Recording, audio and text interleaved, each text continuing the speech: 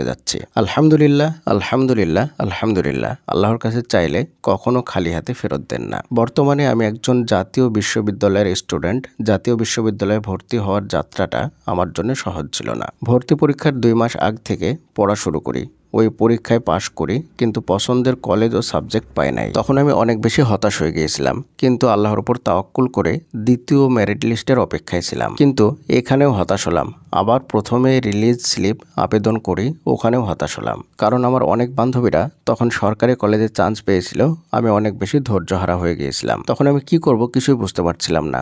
আমার আম্মু বলতেছিল প্রাইভেট বিশ্ববিদ্যালয়ে ভর্তি হওয়ার জন্যে এবং অন্য কোনো বেসরকারি কলেজ থেকে অনার্স কমপ্লিট করার জন্যে।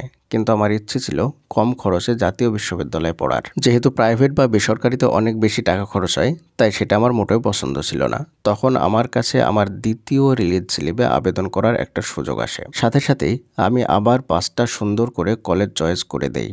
সাথে আমার আল্লাহর উপর তাওয়াক্কুলও ছিল। তারপর একটা পেজ থেকে ইস্তেগফারের আমল এবং দরুদ শরীফের আমল সম্পর্কে জানতে পারি। 5000 বার ইস্তেগফার এবং 1000 বার দরুদ শরীফ পাঠের আমলটা করতে শুরু করি। 5 ওয়াক্ত নিয়মিত নামাজ পড়তাম, দরুদ শরীফ পড়তাম, ইস্তেগফার পড়তাম, সূরা বাকারা পড়েছি, রোজা রেখেছি, ইফতারের আগ মুহূর্তে দোয়া করেছি, বৃষ্টির সময়ও দোয়া করেছি, আযান শেষে দোয়া করেছি, সালাতুল হাজত নামাজ আদায় করেছি, দান সাদকাও করেছি।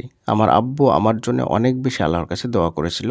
এক কথায় আমি তখন আল্লাহর কাছে চাইতে লাগলাম। আমার আল্লাহর প্রতি ভরসা ছিল, আল্লাহ আমাকে কখনোই খালি হাতে ফিরিয়ে দেবেন না। সাথে আম্মুর সাপোর্ট তেমন একটা ছিল না, কিন্তু আব্বুর অনেক বেশি সাপোর্ট ছিল।